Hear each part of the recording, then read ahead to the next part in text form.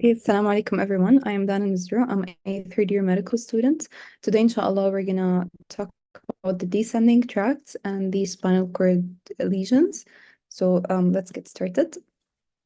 So starting with the descending tracts, they're mainly divided as pyramidal tracts and extrapyramidal tracts. The pyramidal tract is kind of another name for the corticospinal tract, and it's the major tract that is controlling our motor movement. So any voluntary muscle that is found below the head and neck region, like our upper limbs, lower limbs, thoracic muscle, they're all controlled by the corticospinal pathway. And remember how we were talking about first order neuron, second order neuron, and third order neuron in terms of ascending tracts?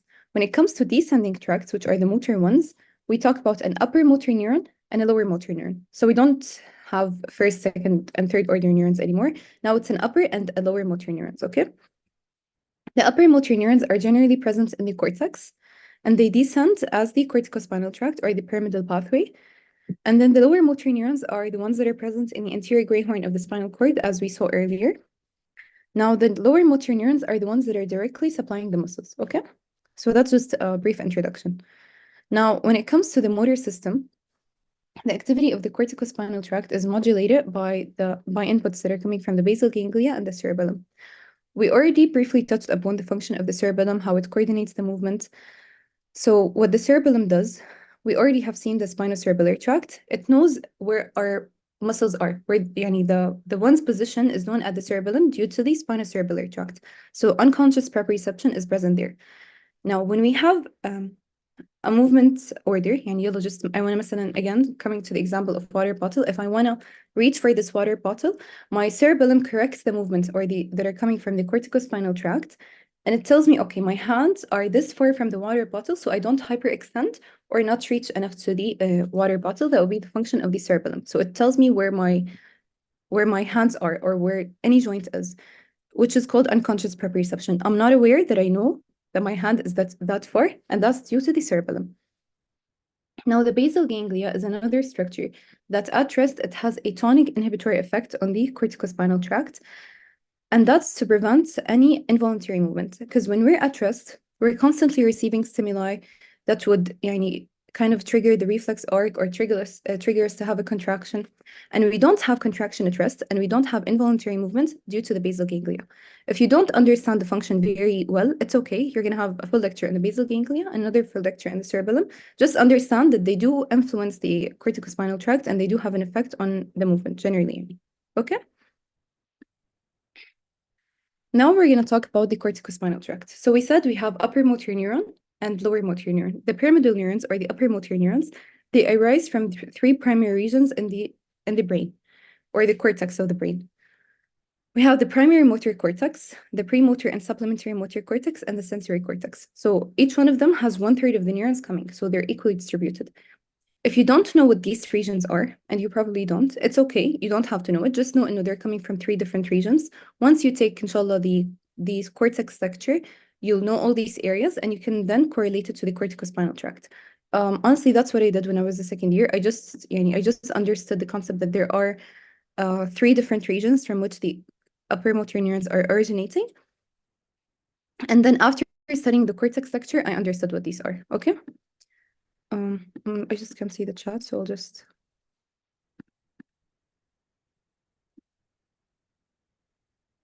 Okay. So they regulate the distal limb muscle, like for example, your finger muscle or your hands muscle. They're all controlled by the corticospinal tract. They're important for any precise and skilled movements that are performed at the level of your distal limb muscle. Now we're going to discuss the tract in details. It's very simple and very easy. The tract starts by upper motor neurons that we said they're present in the cortex. Now these upper motor neurons would descend, they would go down. And as they're going down, they're going to pass through a structure that is present in our brain that is called the internal capsule. You're also going to have a full lecture about the internal capsule. And if you don't understand the structures in the brain, it's okay for now. You're going to take them later. But understand and know that the corticospinal tract passes through the internal capsule as it's descending downwards. Now it descends down in the internal capsule, and then it goes to the anterior parts of the midbrain, and then the pons, and then the basilar parts of the the basilar parts of the bones is the anterior parts of the bones, and then the medulla. At the level of the medulla, it's going to form a very distinctive structure that is called the medullary pyramid. It's kind of an elevation that is present in the medulla. And this is where the term pyramidal tract comes from, because the corticospinal tract form these pyramids at the level of the medulla, and they're kind of these large elevations that are present in the medulla. And this formation of the pyramids, you're going to inshallah see it in the brainstem lecture. You're going to see the pyramids at the level of the medulla. This formation of the pyramids is where the corticospinal tract gets its name from. So as we said, it's going to be descending. After it forms the pyramids, now the corticospinal tract crosses the midline. Most of the fibers, not all of them. So 85% of the fibers of the corticospinal tract would cross the midline just at the lower parts of the medulla or just after formation of the pyramids. So it forms the pyramid, then it crosses the midline. So what was on the right side, now left side. That's for 85% of the fibers. The 15% would just descend without crossing the midline, would descend ipsilaterally. Now the ones that cross the midline will form the lateral corticospinal tract. And the ones that do not cross the midline, we call them the anterior corticospinal tract. Now, these lateral corticospinal tract would then descend, and they're going to synapse with the lower motor neurons. And we said before that the lower motor neurons are present in the anterior gray horn of the spinal cord. And this lower motor neuron will then innervate the muscle. And this is how you initiate the movement. So it starts from orders from your brain through the corticospinal tract, descends, goes through the anterior parts of the midbrain, the pons, the medulla, and the medulla, it forms the pyramids, which is this elevation. After it forms the pyramids, it crosses the midline, 85% of the fibers, and this forms the lateral corticospinal tract. After it crosses the midline, now we're going to focus only on the lateral corticospinal tract. It descends on the ipsilateral side, synapses with the anterior gray horn of the spinal cord, which is the lower motor neuron, and then this will innervate the muscle. Now, in case of anterior corticospinal tract, it does not cross the midline after the pyramid. It keeps descending on the ipsilateral side, descends on the ipsilateral side. And then when it reaches to the point where it's time to synapse with the lower motor neuron, now it crosses the midline. So it crosses the midline at the level of the anterior gray horn cells, and then it fires to the lower motor neuron, okay? So that's mainly it for the corticospinal tract. Is that clear for everyone?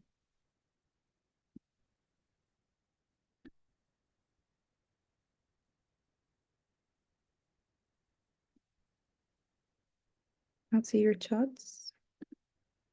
Can you please repeat? Yes, of course. So, yes, the anterior corticospinal tract crosses at the spinal cord level. I'm going to repeat it. Actually, if I find a way to draw it. Okay, I think yes, this one is better. This one is more representative. So let's take a look here. These red fibers is the corticospinal tract fibers. So they go all the way from the cortex. They're descending all the way down on the ipsilateral side. They go to the anterior parts of the brainstem. The brainstem is made of midbrain, pons, and medulla. So we're going to move to the anterior parts of this brainstem. After it moves to the anterior parts of the brainstem, it will then reach to the medulla. In the medulla, it's going to form these huge structures, these purple huge structures that we call the pyramids. When it forms the pyramids, and after the formation of the pyramids, it would then, 85% of the fibers would then cross the midline. And very minority of the fibers, only 15% would not. Now we're going to take a look and focus on the ones that crossed the midline. The ones that have crossed the midline, these fibers here, is what we call the lateral corticospinal tract. They would descend after crossing the midline, and they reach to the lower motor neurons. The lower motor neurons were the anterior gray horn cells. So the upper motor neuron would synapse with the lower motor neuron, and now the lower motor neuron would go all the way and innervate your muscle, and now you have a contraction. Now, when it comes to the anterior corticospinal tract, very similar to it, except these corticospinal tract descend from the anterior parts of the midbrain, pons, medulla. Now, when we say anterior parts of the bones, it's very similar, or it has the same meaning to saying basilar parts of the bones. They're both the anterior parts of the bones. And then it reaches the medulla. And the medulla, again, it forms the pyramid. They all form the pyramids. But instead of crossing the midline, it descends ipsilaterally. That's the anterior corticospinal tract. So they descend ipsilaterally, and at the level of synapsing, now it crosses the midline and synapses with the anterior gray horn cells on the contralateral side. So, in short words, the lateral corticospinal tract crosses the midline just below the pyramids at the level of the medulla or at the end of the medulla, whereas the anterior corticospinal tract, it crosses the midline at the level of the spinal cord just before synapsing with the lower motor neuron. Is that clear? If not, Adi, I can re-explain it. Clear? Okay. Crystal clear. Okay, perfect. Okay. I'll just check if I forgot to say anything. Okay, so that's mainly it for the corticospinal tract. Now, remember when we talked about the upper motor neurons and how they influence the reflex arc and how they have a net effect that is inhibitory? Now, these upper motor neurons, some of them would have excitatory, some of them inhibitory, but the net is always inhibitory. If there is damage to these upper motor neurons, we said that the reflex arc would not be inhibited and it would constantly be activated. This will lead to hyperreflexia and a type of paralysis that we call spastic paralysis. So this is what happens in cases of lesions in the corticospinal tract because يعني خلاص the upper motor neurons are damaged. So this should immediately translate in your mind, okay, upper motor neuron damage or upper motor neuron paralysis. معناها there is spastic paralysis, there is hyperreflexia, and there is a positive Babinski sign. Now, Babinski sign, okay, let me explain it. So when it's a test that they perform on like by touching the feet of a person.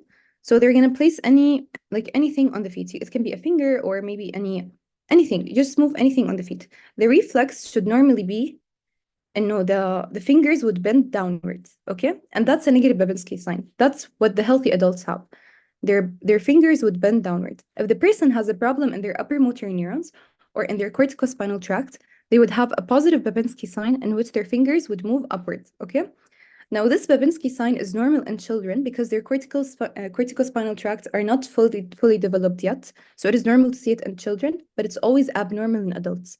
It is abnormal to see an adult responding to this test by, their fingers kind of stretching rather than bending down. Okay.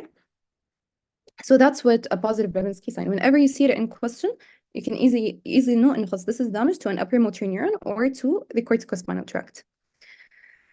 Now, we mentioned the corticospinal tract, 85% of the fibers would cross the midline and they would form the lateral corticospinal tract. So when it comes to the lesions of the corticospinal tract, we kind of only consider the lateral corticospinal tract because it makes more sense, okay? No, they're 85% of the fibers.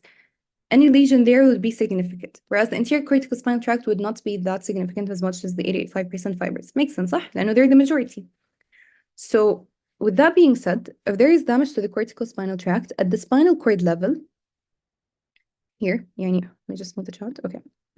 If there is damage at the spinal cord level, at this level, the lesion would be spastic paralysis on the ipsilateral side. Why? Because خلاص, the fibers have already crossed, there is no crossing anymore. If you damage it at this certain point, everything below it would have a spastic paralysis, hyperreflexia on the ipsilateral side, on the same side as the lesion, because خلاص, the fibers have already crossed من زمان at the level of the medulla. Whereas if there is a damage at the level of the medulla or any higher structure, the lesion of the corticospinal tract would be present on the contralateral side. Why? Because the fibers haven't crossed yet. So there is a lesion at the level of the medulla. Let's just see. And if there is a lesion here before crossing over, before crossing over, if there is a lesion before crossing over, you're going to see that the spastic paralysis, the hyperreflexia would be present on the contralateral side. But but if the lesion is at the level of the spinal cord, it's going to be on the ipsilateral side because the fibers have already crossed. Now, if there is a damage to the anterior gray horn cells, which we said are the lower motor neurons, this will cause the opposite. It will cause hyporeflexia, it will cause flaccid paralysis or lower motor neuron type of damage because the anterior gray horn cells are the lower motor neuron that are innervating the muscle. So if they're damaged, the muscle would not be innervated, so it's going to be weak. There is hypotonia, flaccid paralysis, hyperreflexia, and so on. Is that clear? The damages to the corticospinal tract or the lesions? I'm not sure if I had a picture. No, I didn't. Okay. Okay.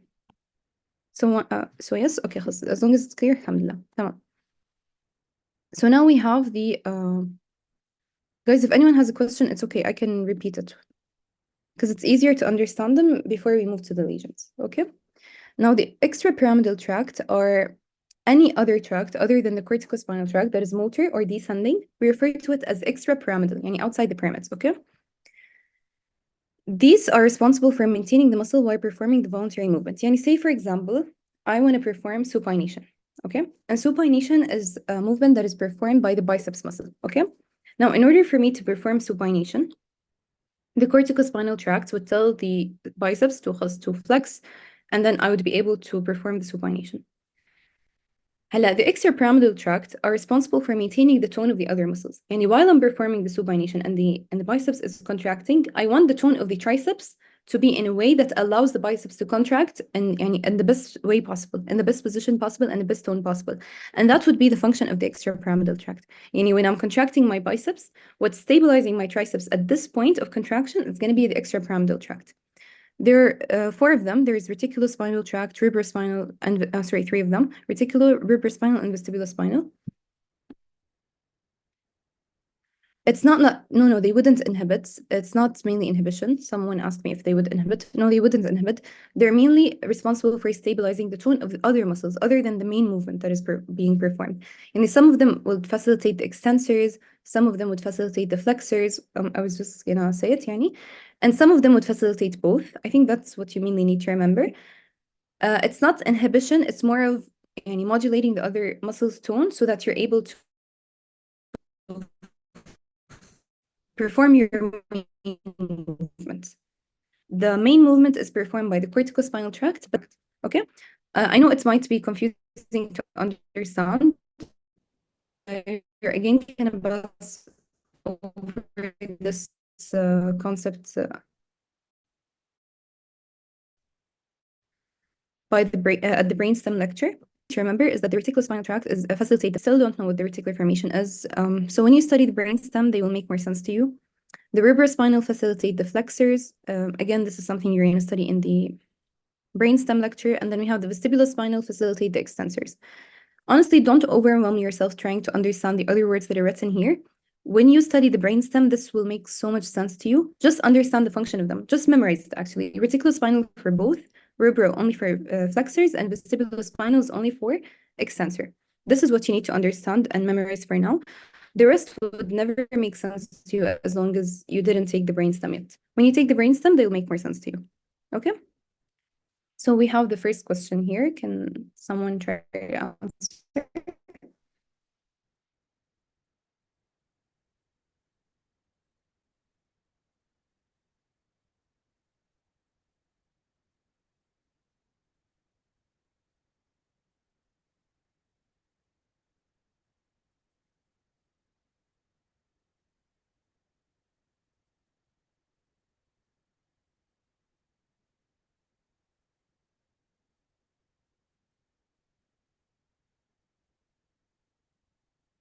Okay, so we have 4 C's and 1 D. Okay, no C, okay. خلاص. You all agree, no, it's C. تمام. I'll explain why. Okay, 5 C's, تمام, 6 C's, perfect. So the answer is correct, it is C, because hyperreflexia, true, and because there's a positive Babinski sign. So there are a lot of things that are pointing out. So there's hypertonia, that is an upper motor neuron reflex, because the reflex arc is not inhibited anymore. And we have increased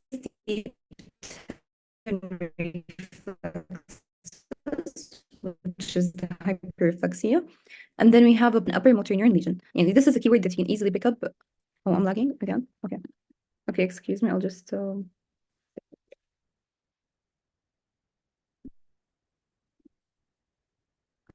I'll switch my Wi-Fi.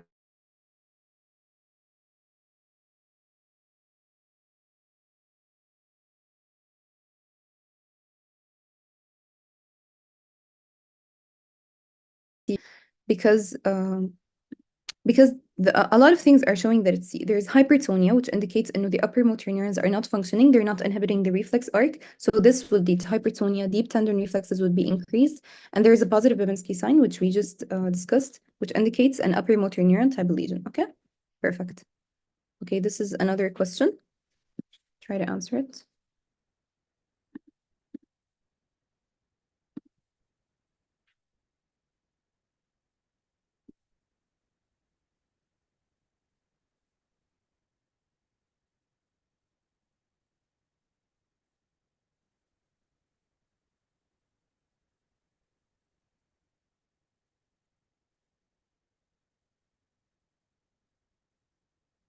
I lost your chat, so let me just.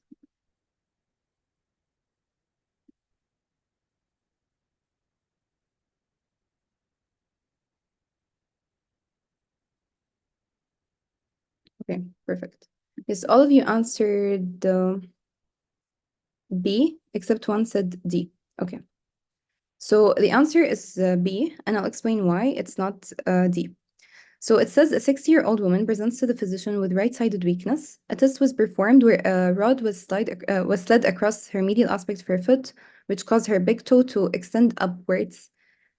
Based on these findings, what else do you expect to find? Okay. So this question is just explaining to you what a positive Babinski sign is. So when there was a rod that was slid across her foot, the big toe extended upwards, okay? This is a classic presentation of Babinski sign that we just discussed. And we said Babinski sign is a classical presentation of an upper motor neuron type lesion. So you would ask yourself, which of the other options is a finding that is found in upper motor neuron lesions? And that would be spasticity. There would be spastic paralysis. Spasticity is when the muscle is contracting and it's very rigid, and that's the finding that's found in upper motor neurons. Now, fasciculation, hyperreflexia, and atrophy, they all indicate a lower motor neuron type of lesion because the reflexes would be lost, the muscles would atrophy and become very, very weak because the lower motor neuron are not innervating the muscles, and fasciculations as well would be found. This is a left-sided upper motor neuron lesion, right? Weakness. It depends on the level of the corticospinal tract. If it was at the level of the spinal cord, then it could be on the right side. If it was at the level of, the medullary pyramids or any before the crossing over, then it would be in the contralateral side, if that makes sense. This is one of the very common mistakes that people fall into in corticospinal tract, and they would assume, every lesion is on the contralateral side, when in fact, if it's at the level of the spinal cord, it can be on the ipsilateral side. Since they said right-sided weakness without specifying, yes, because they said without specifying, we can't really tell where the lesion is. It can be at the level of the spinal cord at the right side, because if you look back here at okay, let's just look at the tract again. If you look here, at the level of the spinal cord, there is no longer any crossing over. So if there is any damage to the corticospinal tract here, the spasticity and, the hyperreflexia, it would be on the ipsilateral side. And this can lead to weakness. But if it's at the level of the spinal cord, wouldn't it mean that it's a lower motor neuron? No, not necessarily. Because, okay, this is a different thing that I'm going to explain in the lesions. I don't want to confuse you from now. A lesion at the level of the spinal cord doesn't necessarily mean that it's an anterior gray horn damage. If it's a damage to the corticospinal tract at the level of the spinal cord, then everything below that would have an ipsilateral hyperreflexia. Because and to just understand the tract, we said, no, this is the upper motor neuron, then it crosses over and it's still a motor neuron, an upper motor neuron at the level of the spinal cord. If there is damage to the corticospinal tract, which is an upper motor neuron at the level of the spinal cord, then you're going to have ipsilateral hyperreflexia, spastic paralysis, and so on. And a weakness can be due to spastic paralysis. So whenever we say weakness, it doesn't mean it's an anterior gray horn cells. Whenever we say flaccidity, that's an anterior gray horn cells. I'll explain it further more in the lesions. I don't want to confuse you for now because we didn't go into the anterior gray horn damage still. But understand that the corticospinal tract at the level of the spinal cord can also be damaged. Okay? I'll explain it again when we go to the lesions. Okay. Okay, so now we're going to start with the lesions. It shouldn't take long. It's easy, honestly, if you understand the tracks very well. Tamam?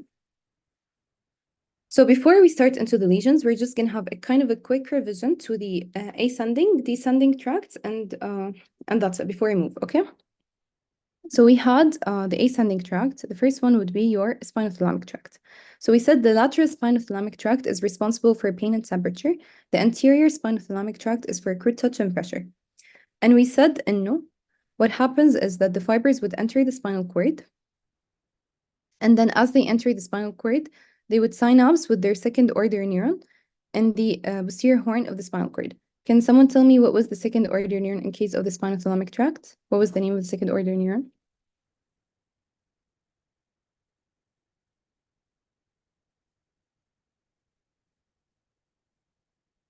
Okay. Okay. Okay, so 4 of you said substantia gelatinosa, one said nucleus clerk, and one said spinal meniscus. Yes, it is gelatinosa, yes. Okay, it's substantia gelatinosa is the second order neuron of the spinothalamic tract.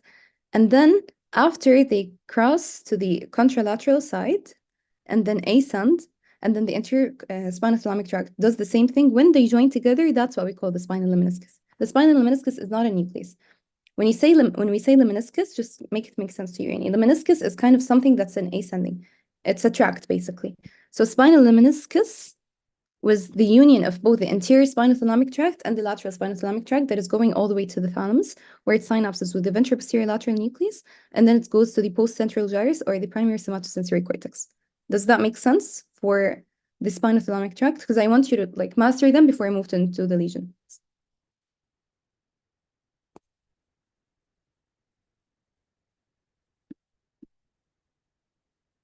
Okay, تمام. Now we're going to move to the dorsal column. So can someone remind me what were the function of the dorsal column tracts?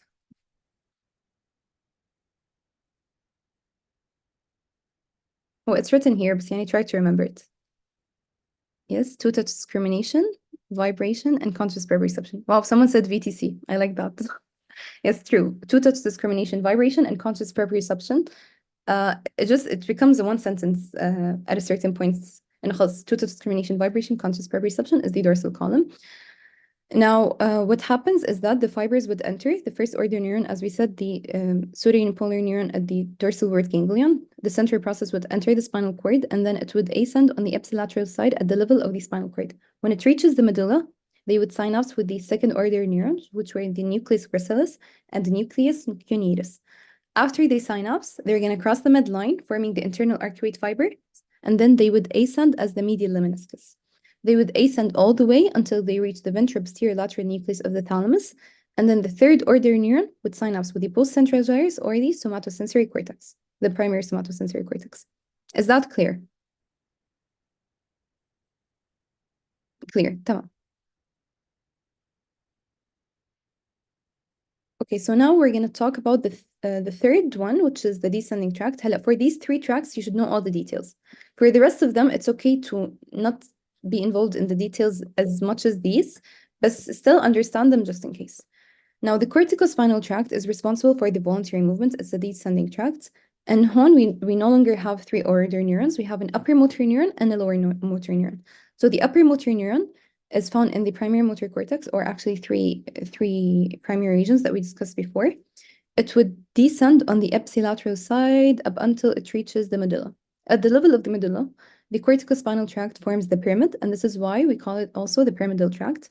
Once it forms the pyramids, 85% of the fibers would then cross the midline, moving to the contralateral side, and now we call it the lateral corticospinal tract. They would descend after crossing the midline. They would descend in the spinal cord. They would synapse with the ipsilateral anterior gray horn cells, and then the anterior gray horn cells, which is the lower motor neuron, would then innervate the muscle. Okay, that's for the lateral corticospinal tract.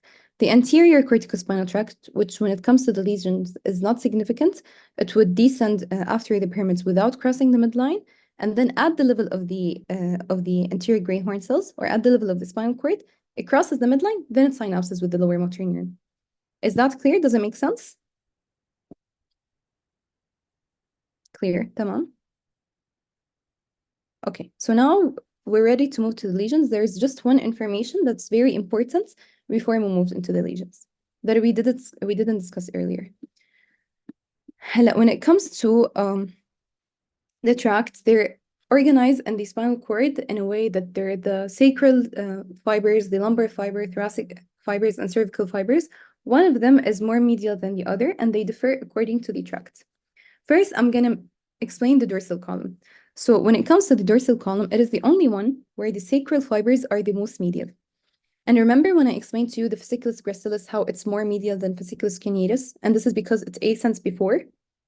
So we have the fibers from your lower limb ascending, and then the upper limbs join, so it becomes more lateral. And this kind of makes sense to you.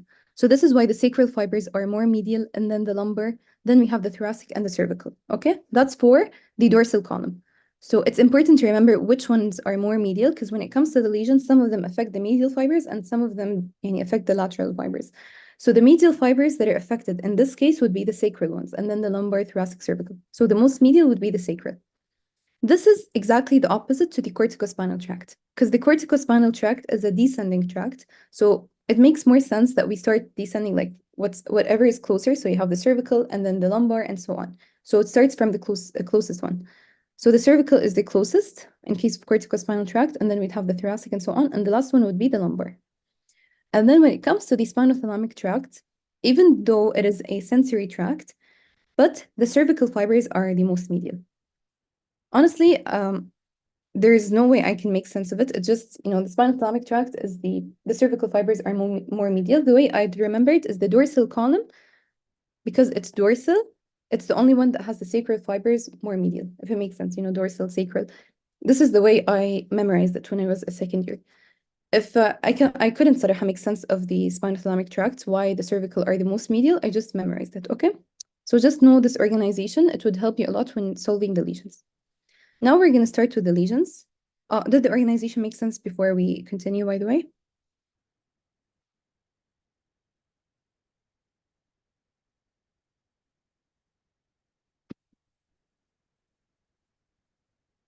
Anything that has lateral is for lower limb. Okay, makes it. Oh, yeah. Oh, yeah. Okay, so lateral corticospinal tract. I love that. Okay, now it makes sense to me. So like the lateral corticospinal tract, because it has the word lateral, so the most lateral would be for the lower limb. And because we also have a lateral spinothalamic tract, the most lateral would be for lower limbs. I love that. Whereas for the dorsal column, there is no lateral, so خلاص, the medial would be for the lower limbs. I like that. Okay. So is it clear for now, for everyone, the organization?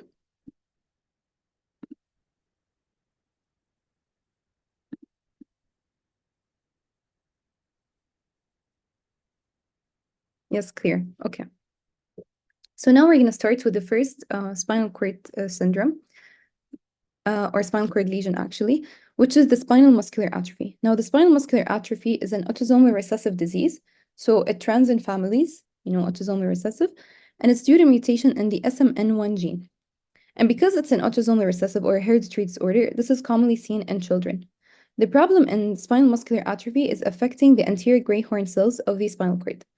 And because it's affecting the anterior gray horn cells, which are the lower motor neurons, can someone tell me, and it should make sense to you, what would be the features of spinal muscular atrophy? And without looking at the screen. It's affecting the anterior gray horn cells. So what would be the features? Flaccid paralysis, true. Hyperreflexia, exactly. Floppy baby, yes, the baby would be floppy. Atrophy, true. So the baby would be floppy because there's any loss of tone of the muscles, there's hypotonia, flaccid paralysis, weakness, all of these features because of damage to the anterior gray horn cells. So when these anterior gray horn cells are damaged, the muscles would be atrophied, and this is because of damage to the baby. Yes, it is. Someone asked, is it a lower motor neuron? Yes, it is a lower motor neuron because the anterior gray horn cells are the lower motor neurons. Okay? When it comes to spinal muscular atrophy, it is affecting the anterior gray horn cells, so it is a lower motor neuron disorder. So now we're going to move to the other disorder, which is called amyotrophic lateral sclerosis. Now, amyotrophic sclerosis is also known as Lou Gehrig disease. I don't think I pronounced it correctly, but anyway. The unique feature about amyotrophic lateral sclerosis is that it has a combined upper motor neuron and lower motor neuron type of lesions. So in certain areas, the person would suffer from spastic paralysis, and from other areas, the person would have flaccid paralysis. In certain areas, there are hyperreflexia. In other areas, there would be hyporeflexia, and so on, okay? And another thing for you to make sure or confirm that it's an amyotrophic lateral sclerosis is there wouldn't be any sensory defects because it's only affecting the corticospinal tract, or can also be the corticobulbar, which you're going to study later at the brainstem. And it also affects the anterior gray horn cells. So nothing sensory is affected. Now, a very commonly suggested reason for amyotrophic lateral sclerosis is a defect in the enzyme that is called superoxide dismutase 1. Now, a mutation in this enzyme has been seen in a lot of cases in amyotrophic lateral sclerosis. Now, in the cranial nerve nuclei, which you're going to study in the brainstem again, it can cause dysarthria, dysphagia, which is difficulty swallowing, and tongue atrophy. These are all features of ALS in case it affects the cranial nerve nuclei, because it can affect corticobulbar tract, as I mentioned, okay? So you're expecting to see spastic paralysis, flaccid paralysis, and these features, dysarthria, dysphagia, and tongue atrophy, okay? This is for ALS. Now, Tape's dorsalis or tertiary syphilis, it's a sexually transmitted disease. It's an STD that is caused by spirochetes. I don't think you need to know the spirochetes unless you take it in micro. I don't remember. No, we took it. So it's caused by spirochetes. Usually, it would be the case would be presented a sexually active young male or a female who present with a lesion on their genitals, and then with time, once this spirochete affects the CNS, now we call it tertiary syphilis. This causes degeneration or demyelination of the dorsal root and the dorsal white column. Now, because it affects the dorsal root, which had pure sensory fibers, this will affect the sensation, okay? So they would have shooting pain, this is one of the effects on the sensation, or it can also affect the reflex arc, because the dorsal root is one of the components of the reflex arc. If it's affected, this will cause absent deep tendon reflexes. DTR stands for deep tendon reflexes, okay? Another thing that's important is that because it affects the dorsal column, can someone tell me what was the function of the dorsal column that would be lost in this case because it is affected?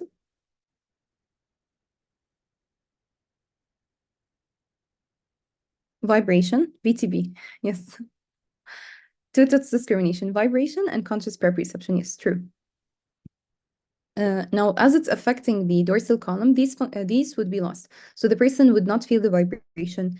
They wouldn't, if conscious proprioception, if you close their eyes and you lift their finger up, they wouldn't know that their finger is moving up. That's the conscious proprioception. It would be affected. They would also have sensory ataxia and positive Romberg sign. Sensory ataxia, okay. Ataxia is when they lose their coordination, and positive Romberg sign because of loss of conscious proprioception. Romberg sign is this test that can be performed is when you ask the patient to stand up and close their eyes, and they're supposed to stay still for 60 seconds, okay?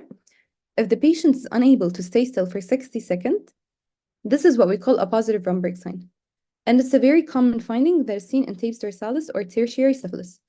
So Romberg sign is typically, you'd find it in questions that are examining your understanding of Tape's dorsalis, basically. There's also Charcot joints.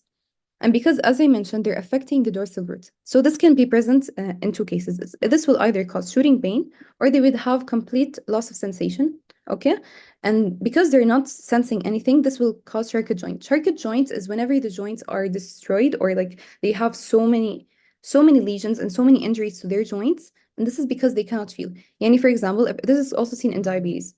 The person is walking and then they hit their ankle and they don't even notice that they hit their ankle because their sensations are impaired, okay?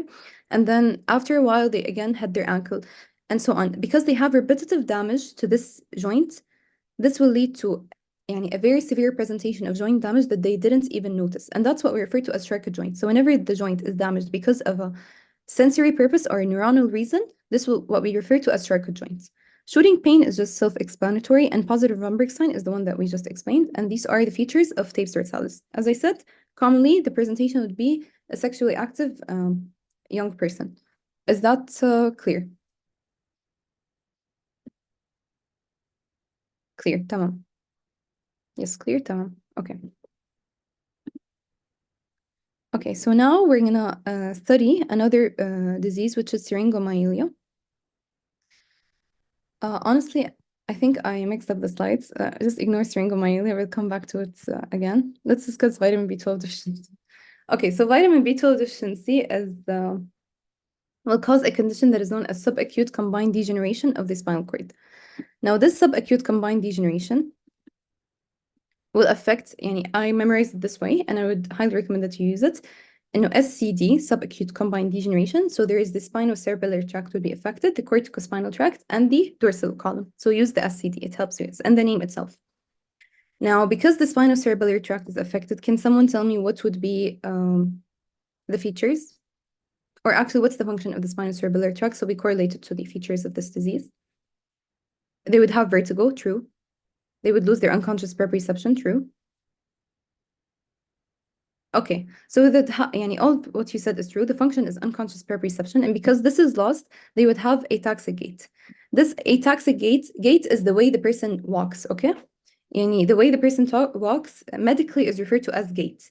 So the person can either have a normal gait or they can have abnormal gait. And there's so many different subdivisions of an abnormal gait. One of them would be an ataxic gait, and this is commonly seen in either cerebellar lesions or lesions that are affecting the spinocerebellar tract, okay? And there would be upper motor neuron paralysis. Can someone tell me which of these tracts is responsible for the upper motor neuron paralysis? It's a very easy question. Corticospinal, yes, exactly. And then they would have paresthesia, impaired position and vibration sense, which is the function of the dorsal column. The presentation, wide gait, same as ataxic. To be honest, I'm not sure, but they're both because of cerebellar lesions. Let me just check if they're the same.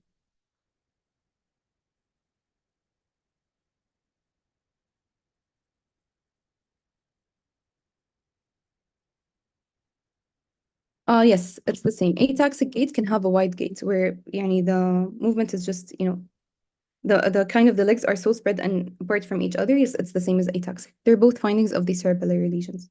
Okay. Anyway, of course. A very common presentation for a person with subacute combined degeneration would be performing gastrectomy, because I don't know if you remember, as we took, you took an AHLS, in order for vitamin B12 to be absorbed from the stomach, we need the intrinsic factor. To be absorbed from the intestine, we need the intrinsic factor from the stomach. If there is absence of this intrinsic factor, vitamin B12 would not be absorbed, and this will lead to this presentation. So a very common scenario would come in the questions, a person had gastric cancer or a person performed gastrectomy, and after a while, he presented with ataxic gait, spasticity, positive Babinski sign, and so on. What's the underlying cause? It would be vitamin B12 deficiency because of the gastrectomy that they performed. Okay? Is that clear? Okay. Yes, tamam. So now another syndrome that we will talk about is the cauda equina syndrome. If you remember the cauda equina, it's this horsetail-like structure at the end of the spinal cord. Whenever something is compressing on this cauda equina, we refer to it as cauda equina syndrome. It could be a tumor or it could be a disc prolapse. So if you look at this picture here, there is a disc that is prolapsing, that's the nucleus pulposus that is protruding, and it's compressing on the cauda equina. Anything that's below L1, L2, we're going to have is the cauda equina. So if there is a disc prolapse at this region, it would affect the cauda equina. This will cause radicular pain, absent knee and ankle reflexes, and it would mostly affect the lower limbs because the cauda equina is made of sacral and coccygeal nerves, and they're the lower limbs nerves. So there would be loss of bladder and sphincter control, and there would be saddle anesthesia, and this would be saddle anesthesia at this region. So these are the typical findings that would be in cauda equina syndrome. I think it's very simple, but if there's any compression or any disc herniation that is below the levels of which the spinal cord ends, always think of cauda equina syndrome. Is that clear? Before we move to the next syndrome, I really want you to understand the syndromes really well because they use the syndromes to test your knowledge of the ascending and descending tracts. If you understand ascending and descending without the lesions, it would be haram. You have to understand them. It would be a waste, to be honest, okay? Now we'll talk about poliomyelitis. Now, poliomyelitis is a viral infection. This is very commonly seen in children because this virus is transmitted through the fecal oral route, meaning food that is transmitted by feces, that is contaminated by feces, and then person eats them, or children, they don't wash their hands very well. So this can also lead to fecal oral transmission of the poliovirus. Now, the virus would commonly replicate in the lymphoid tissues of the oropharynx and small intestine before it goes to the CNS. I don't think you should know this information for anatomy unless you take it in pathology, but I just added it for the sake of completion. And then in poliomyelitis, there will be destruction of the anterior gray horn cells. And we said before that the anterior gray horn cells are the lower motor neuron. So if there is destruction of the anterior gray horn cells, can someone tell me what are the signs of destruction of the anterior gray horn cells or the lower motor neurons? Flaccid paralysis, true. Atrophy, true. Hyperreflexia. Okay, everything you've mentioned is correct. But the difference here in poliomyelitis is this lower motor neuron lesions would be asymmetrical. And this is in contrast to the spinal muscular atrophy, which is the first lesion we discussed. Remember, this was also affecting the anterior gray horn cells, but it was symmetrically. Yani both limbs would be equally affected. Both limbs would have the same atrophy, the same flaccid paralysis. When it comes to poliomyelitis, you're going to notice that one leg would be مثلا عادي, the muscle bulk would be normal, and then on the other leg they would have loss of muscle tone, loss of muscle bulk, and even like the arms, they don't have equal sizes basically. The flaccid paralysis is more prominent on one side than the other. So this is what distinguishes poliomyelitis than other spinal muscular atrophy يعني. And also the presentation. Poliomyelitis would have, the presentation of an infection. There would be fever, malaise. There'd also be elevation in white blood cells. And also the history would be a person who's like fine or a child who's fine. And then they suddenly develop this. Whereas spinal muscular atrophy, it's a hereditary disease. So you'd have a family history or the presentation would be different. Also, the most important feature is that it's asymmetrical. So the limbs are not equally affected. Okay, is that clear? Before I move to the next lesion.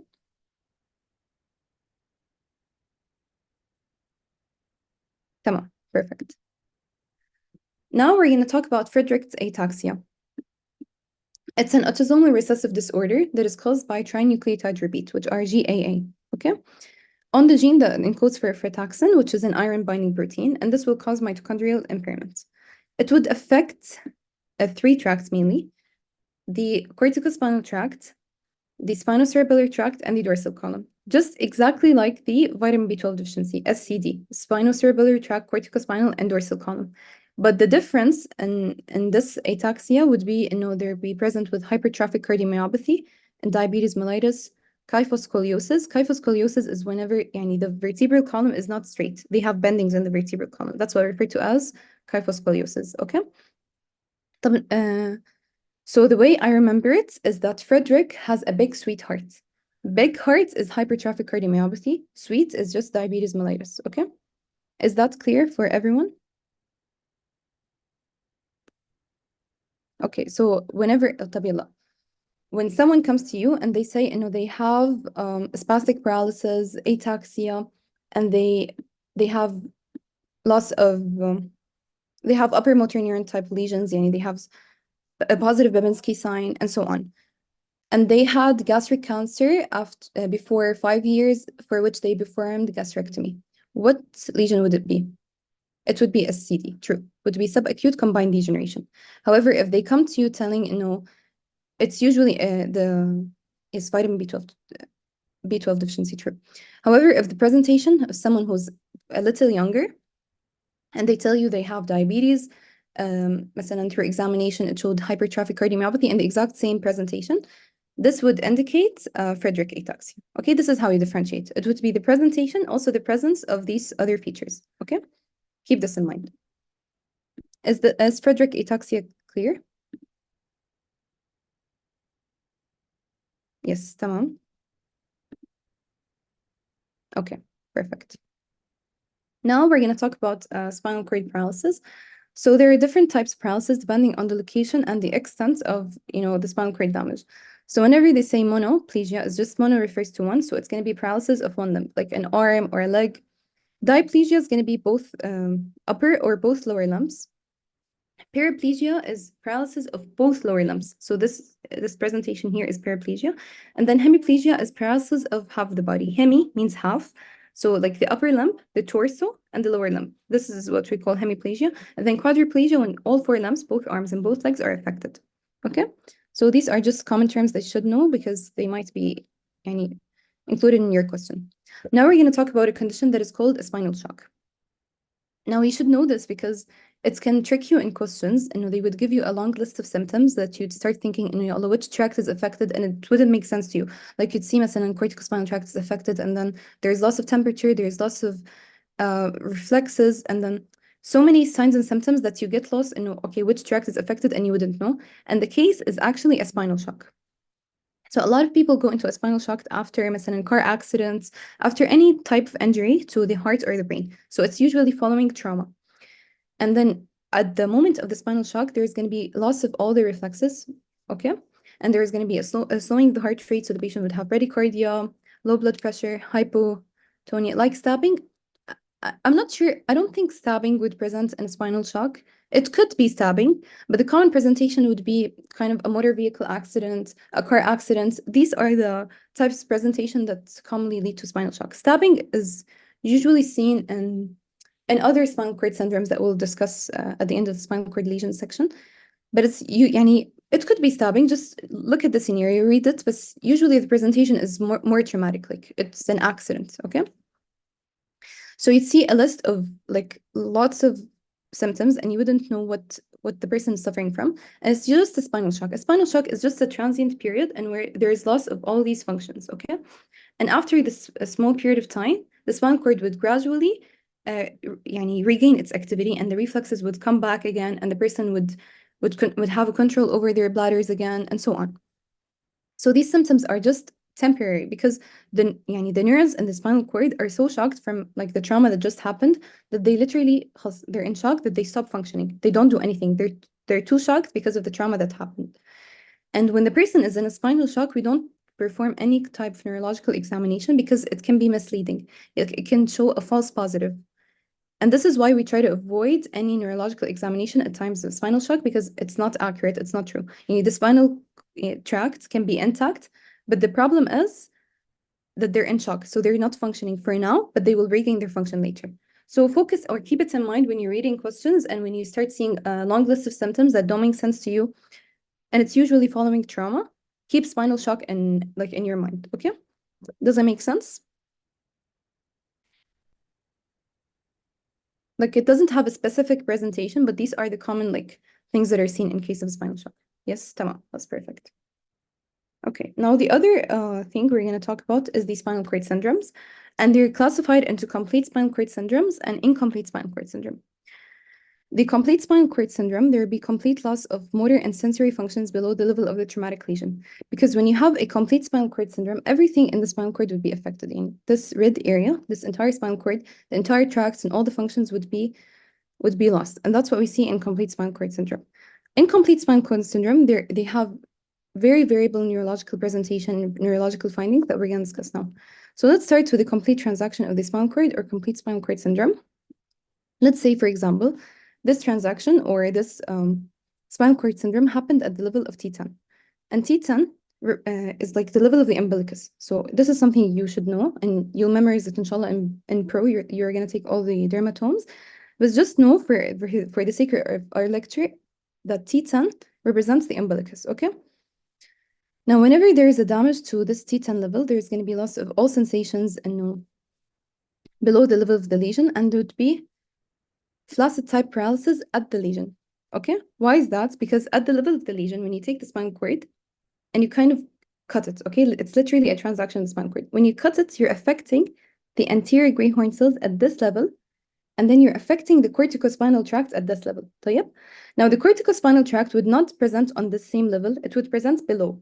But at the level itself, it would present as an anterior gray horn cell damage, so it will cause a flaccid paralysis at the level of the lesion.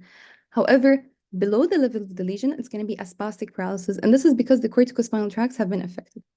Does that make sense? I think this answers your question when you asked, isn't like damage to the spinal cord mean an anterior gray horn cell damage? It doesn't necessarily mean anterior gray horn cell damage. It can also mean a damage to the corticospinal tract. Okay, does that make sense? Before I continue with the other symptoms? Yes, tamam. So at the level of the lesion, we're going to have flaccid paralysis because the anterior gray horn cells are affected. Okay, I'll repeat, sure. At the level of the lesion, okay, let me just draw it. I think it would be way easier. So this is the spinal cord. And here we have the anterior gray horn cells. And here we have the posterior gray horn cells. Tamam? Now, let's say this is a knife, okay? It came and it cuts the entire spinal cord and this whole spine. Okay, I'm not sure what type of knife is this. Just imagine that it's a knife. And it cut the entire spinal cord, okay? Now, at this level, at the level of T10, okay, at the level of T10, you're going to notice that the anterior gray horn cells will be affected because you just damaged them. But not only the anterior gray horn cells would be affected, also the corticospinal tract would be affected. But at the same level, the corticospinal tract doesn't have an effect because it's an upper motor neuron at this point.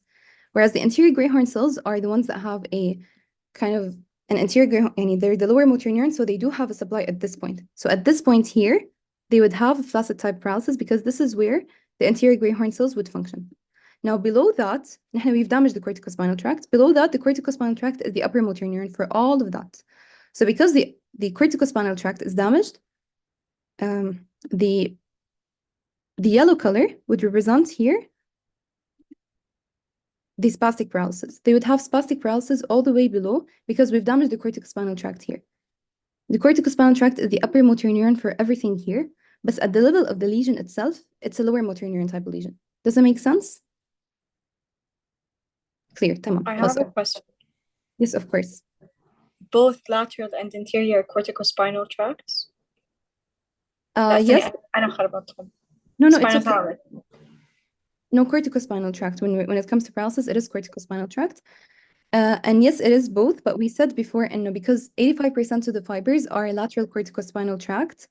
So when it comes to the lesions, we take into consideration the lateral corticospinal tract more, okay? Thank you. Of course. So they would have spastic paralysis, and then the ankle and knee jerks are exaggerated. Ankle and knee jerks are just the ankle and knee reflexes, basically.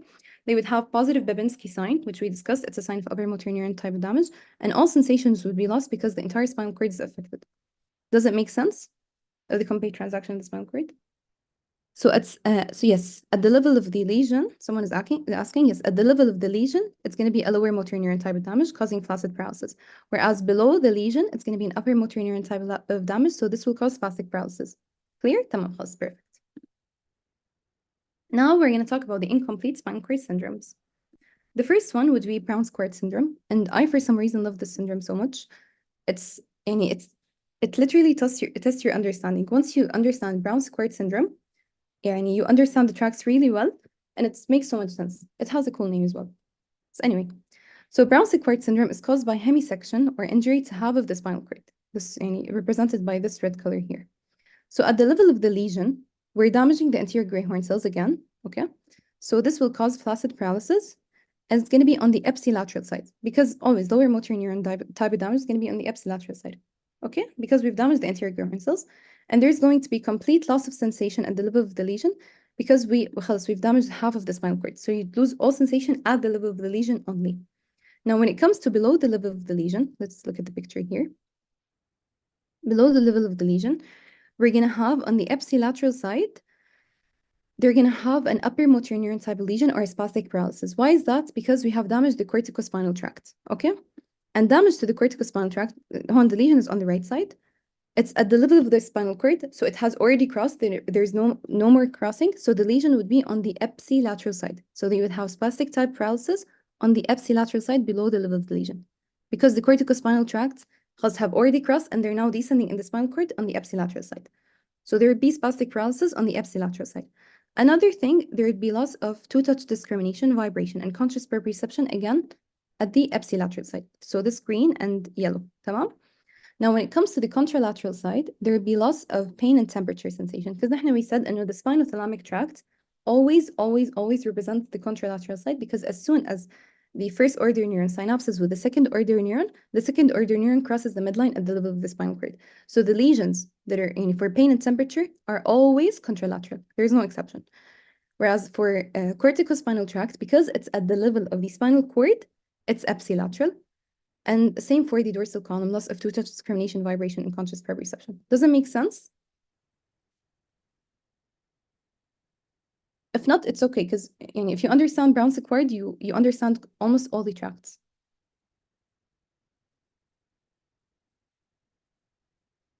Yes? Okay, there's one who's confused. It's okay, we're gonna explain it again. Okay, I'm gonna explain it again, and I'm gonna go back. Can you repeat? I will, sure. But before I do, I'll just add a slide that will make it make more sense.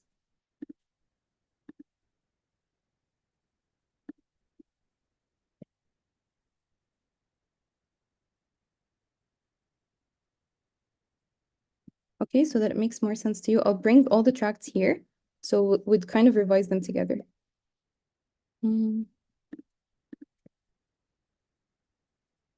Okay.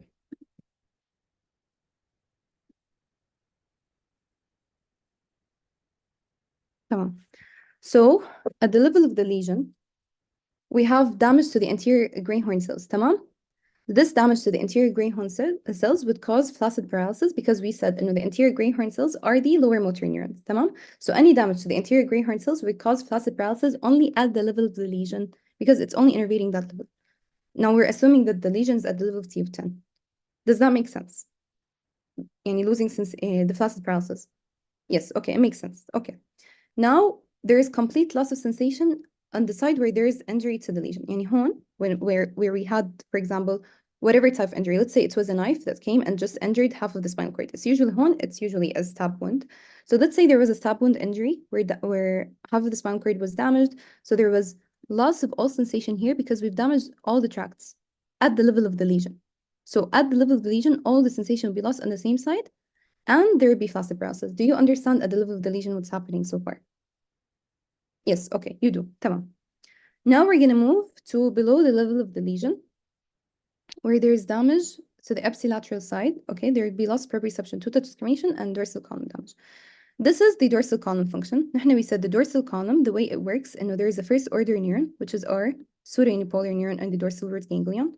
It enters the spinal cord, and then it ascends on the ipsilateral side throughout the whole spinal cord. It's on the ipsilateral side up until it reaches the medulla. At the level of the medulla, it synapses with the second order neuron, and then it crosses the midline. And we don't care about this at this point because we're mainly concerned with the spinal cord. At the level of the spinal cord, there was no crossing over, right? So the lesion would be on the ipsilateral side, and the lesion would lead to loss of proprioception, total discrimination, and vibration. Doesn't make sense. Okay, so far it makes sense. Yes, tamam. There would be ipsilateral spastic paralysis due to damage to the corticospinal tract. Now let's revise the corticospinal tract together, which I feel is the one that's confusing you the most. So we have the upper motor neuron that is coming from the cortex. Now this upper motor neuron would descend all the way on the ipsilateral side. It will go to the anterior part of the brainstem. It goes through the midbrain, the pons, and then the medulla. In the medulla, it's going to form these pyramids, this huge structure, and this is why we call it pyramidal tracts. After it forms the pyramid at the lower level of the medulla, it will cross to the contralateral side. Notice there is a crossing here. That's the most important thing to remember. It crossed to the contralateral side, and then it descends on the ipsilateral side throughout the whole spinal cord. So when we are in the spinal cord, okay, this yellow here is representing the spinal cord. When we are at the spinal cord, this corticospinal tract did not move. It didn't cross to the contralateral side. It remains on the ipsilateral side. The crossing only happens at the level of the medulla or above the spinal cord. So as long as it's in the spinal cord, the corticospinal tract remains on the ipsilateral side. It doesn't cross, it doesn't move, it remains on the same side. So if there is any type of lesion, the lesion will be represented by the color blue. If there is a lesion on the corticospinal tract, it's going to be on the ipsilateral side because it didn't cross. However, if there was a lesion above the crossing over, now it would be in the contralateral side. But in our case, in the Brown-Sequard syndrome, the damage is to the spinal cord itself. So the lesion would be on the ipsilateral side. Okay, clear, perfect. And there was another person who asked me to repeat. Did you understand it? Yes, okay, perfect. So that's for Brown-Sequard syndrome. Now we're gonna move to central cord syndrome.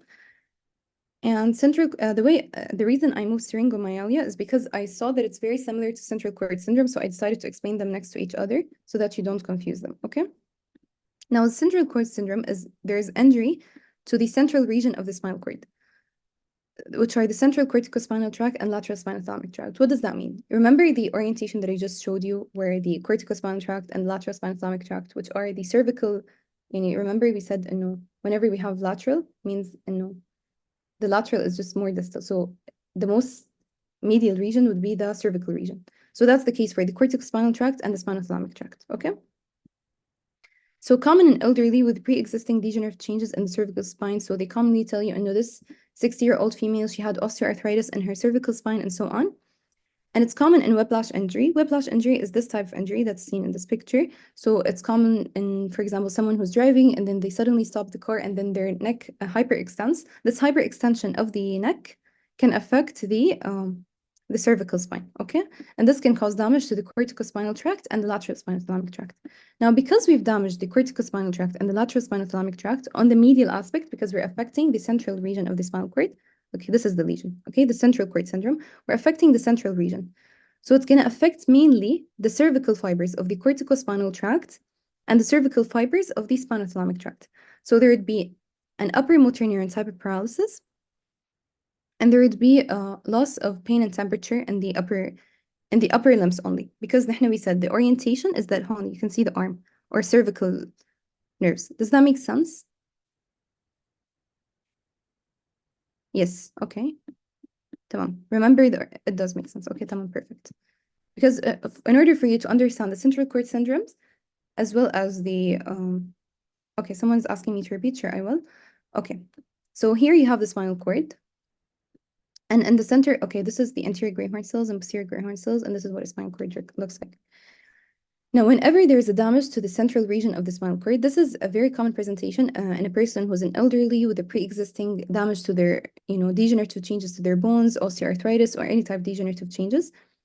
And then they'd have, for example, a car accident where the car suddenly stopped and they had a whiplash injury or a hyperextension of their neck. Because they have hyperextended their neck, there would be damage to the central region of the spinal cord. And this central region that's damaged will affect the most medial fibers, صح? Because we have medial and then lateral fibers. Because the damage is at the center, the medial fibers are the ones that are going to be affected. And if you look at this, at this picture, we said when there is a damage to the central region of the spinal cord, the most medial fibers will be affected. So in case of a corticospinal tract, which is this one, the cervical fibers, which innervate the arm, are the ones that are going to be affected. And because the spinothalamic tract is also going to be affected, the cervical fibers, which again innervate the arm or the upper limb, are the ones that are going to be affected. So there would be spastic paralysis because the corticospinal tract is affected, and there would be loss of pain and temperature because the spinothalamic tract is affected. Does that make sense?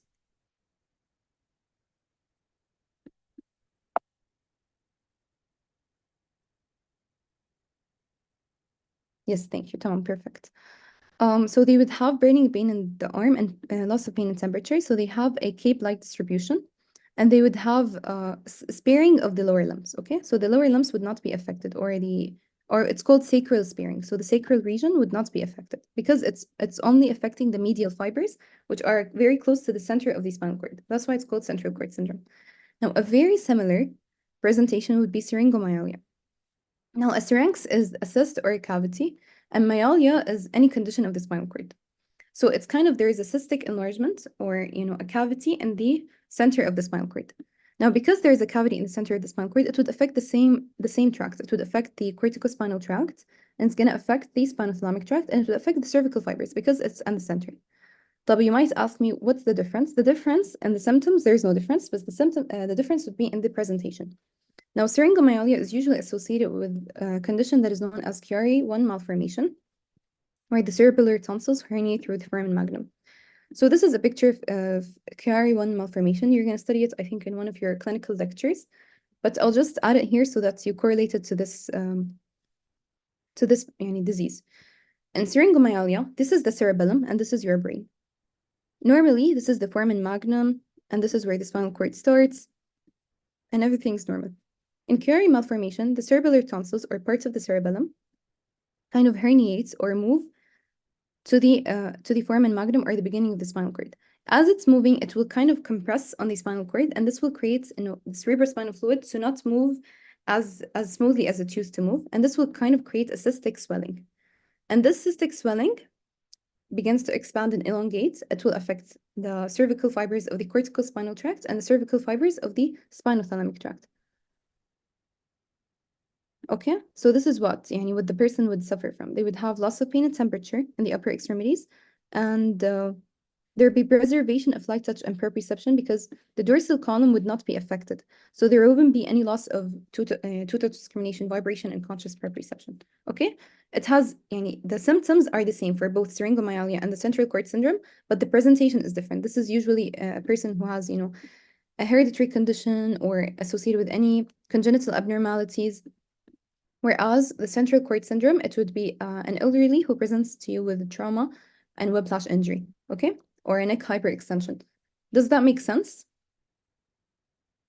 They're technically the same, just different pathophysiology. Okay, perfect. And this one would have a swelling in syringomyelia or a cyst. The central cord syndrome would not have a cyst. It's just damage or trauma to the spinal cord. Tamam. And this is the syringomyelia slide that I forgot to remove from earlier, because I decided to move them so that you can compare them and see the difference. Okay. Now the anterior cord syndrome. Remember when we talked about the blood supply to the spinal cord, and we said that there is the anterior spinal artery that is formed by the union of two vertebral arteries, and we talked about an important artery, which is at the intersegmental artery at the level of T8, artery of Adam QX. Now, yes, okay, tamam.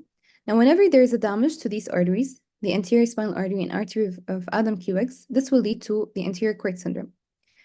And at the level of the lesion itself, there would be bilateral flaccid paralysis because we have damaged the anterior Grahorn cells from both sides. So this is the anterior Grahorn cells, and this is the anterior Grahorn cells. They're both damaged from both sides, so there would be bilateral flaccid paralysis.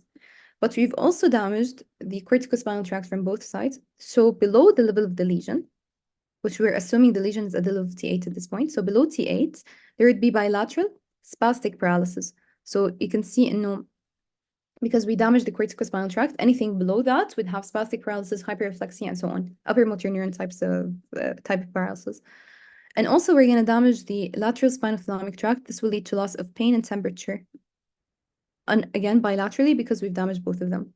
However, the dorsal column is not going to be affected because it's an anterior cord syndrome. And because, if you remember, we said, the dorsal part or the posterior 1/3 of the spinal cord is supplied by the two posterior spinal arteries. And in this case, they're not affected. So the dorsal column remains intact. However, the anterior 2/3 of the spinal cord is going to be affected. But what are the common presentation, or how does it happen, or how do they ask you? Usually they'll tell you, someone who had an aortic aneurysm, and he went for aortic aneurysm repair surgery, and after the surgery, he starts presenting with these symptoms, spastic paralysis, and loss of pain and temperature sensation, and so on. And total discrimination, vibration, conscious proprioception would be spared because the dorsal column is not affected. So you now should start thinking about the anterior cord syndrome, because I mentioned earlier that the T8 intersegmental artery or artery of Adam QX, it's a branch of the aorta directly. So if they're repairing an aneurysm of the aorta, they can potentially damage this artery, and this can cause ischemia to the anterior 2/3 of the spinal cord, leading to the anterior cord syndrome. It also can happen in cases of tumor or herniating disc that is affecting the anterior spinal artery. But the most commonly asked way of anterior cord syndrome is after aortic aneurysm repair surgery. And yeah, that's it for anterior cord syndrome. Is it clear?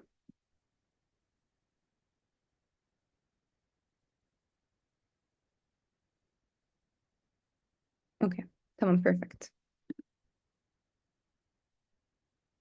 Now the other syndrome that's not common, it's actually very rare. I don't think they're gonna ask you about it.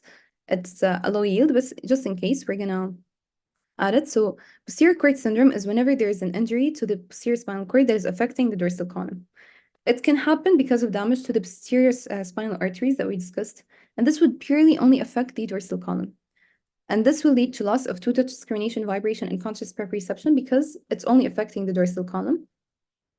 The pain and temperature would be spared because they're the function of lateral spinothalamic tract, which wouldn't be affected in this case.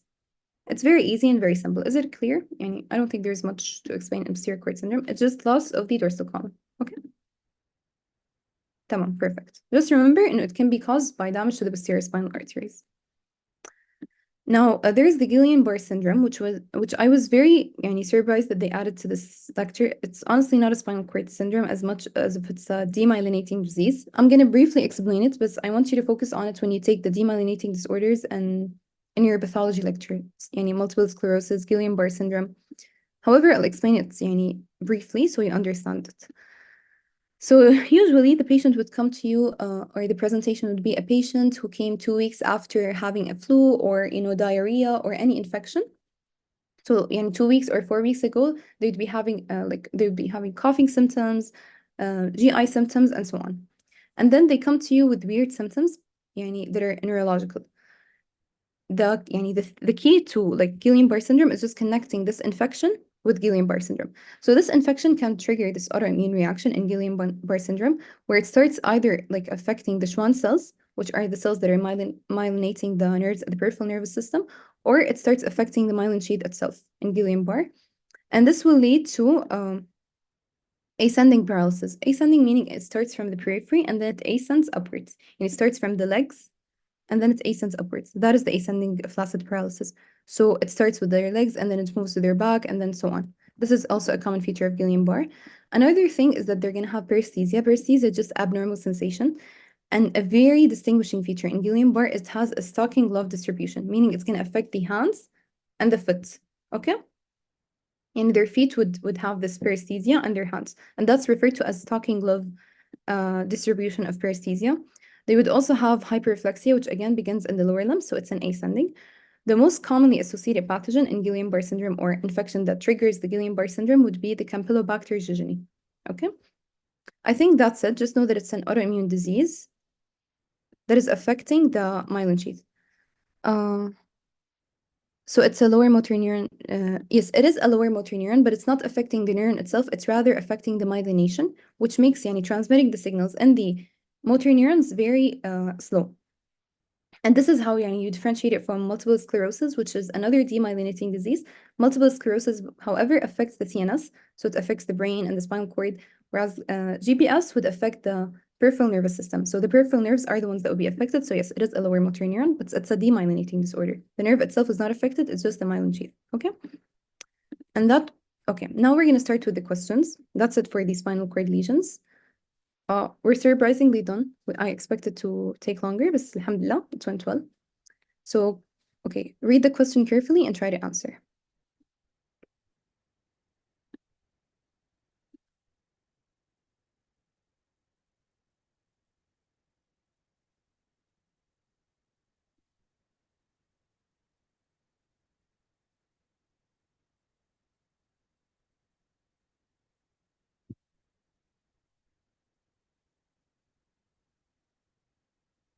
By the way, this question was present in almost all the previous batches. So, yeah, I know which one.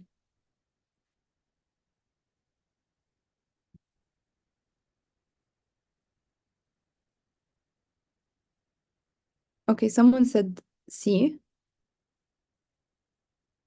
Another C, another C, another C, another C. Okay, yes, true, bravo. The correct answer is C. This is a case of poliomyelitis.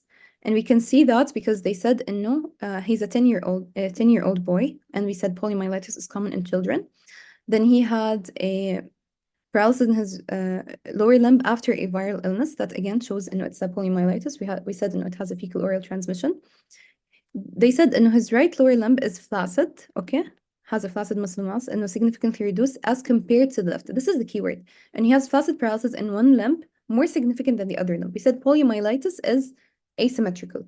So whenever there is flaccid paralysis on one limb as compared to the other, always think of poliomyelitis. The knee and ankle reflexes are completely absent because the anterior gray horn cells are components of the reflex system. So when they're basically the nerves, when they're damaged, there wouldn't be a reflex. So the structure that would be affected would be the anterior gray horn cells. Bravo, it is C. True. Okay, now this question is a bit tough, but I also took it from previous batch questions. Try answering it. It's not tough, actually. You just need to think. Take your time thinking.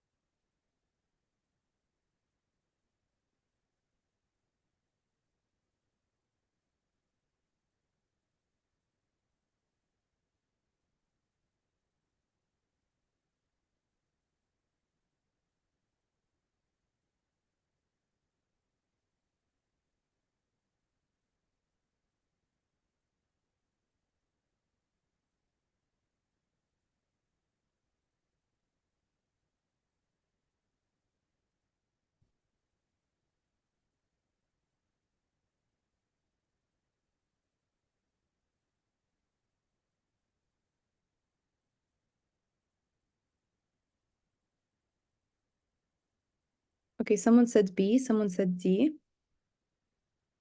D.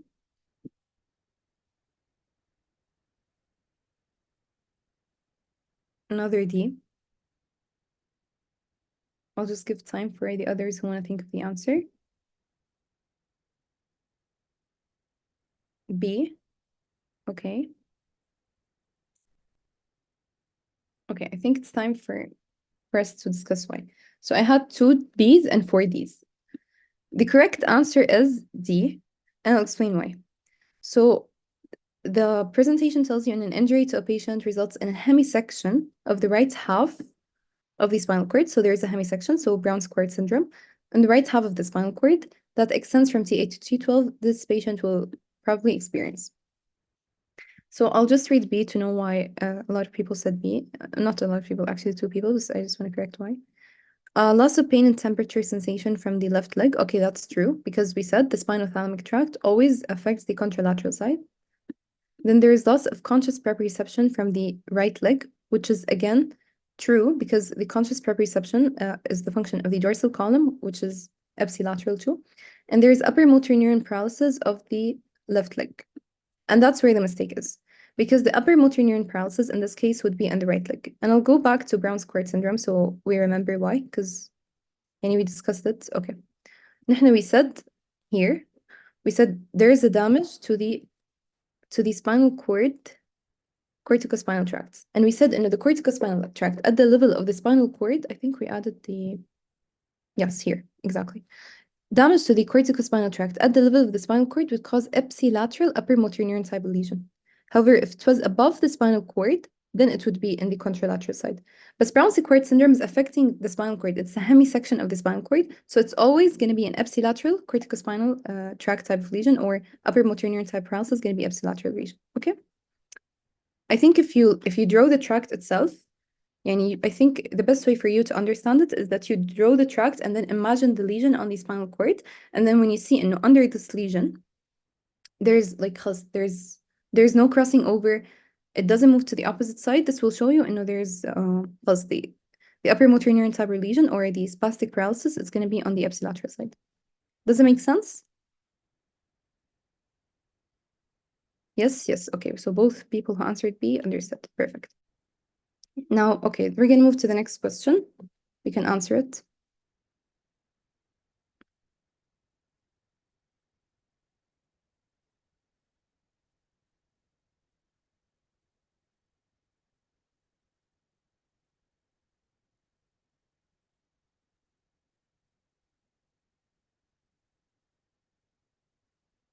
This is very easy.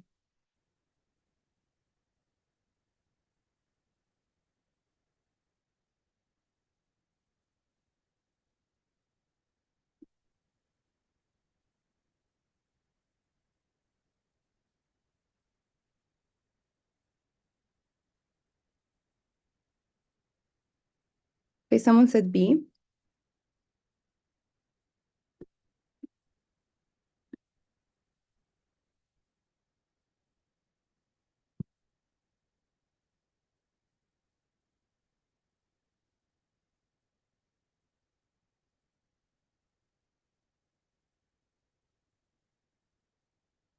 Okay. So the correct answer is B, true, because it says an injury to the right posterior spinal artery leads to the posterior spinal artery syndrome due to ischemia and subsequent infarction of the posterior column, which is directly supplied by this artery. Affected patients present with absent ipsilateral proprioception and vibration sensation. Now, proprioception and vibration are the function of the dorsal column.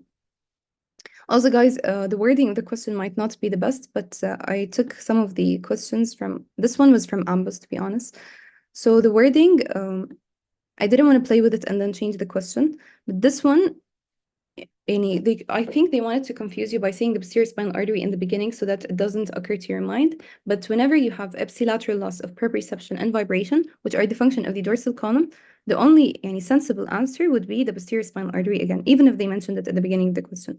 So the wording is on purpose, like it's a trick for you to not think of the answer. Okay? Does it make sense before moving to the next question? Okay, yes. Okay, I got 2 yeses. Yes, perfect. So this is commonly seen, by the way, in neuro questions where they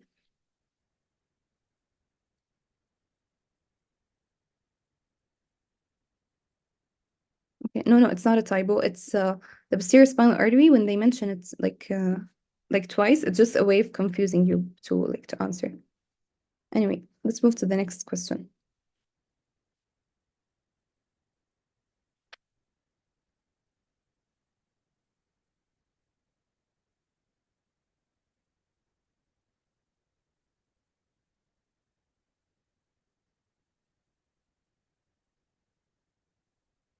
Someone said D and A.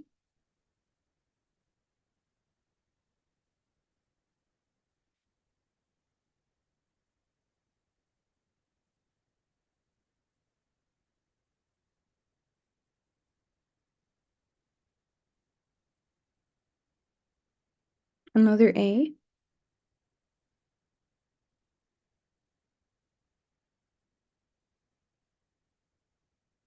Another A. Okay, so true. Another A. Okay, the correct answer is A. It's the anterior cord syndrome, and there is a keyword here.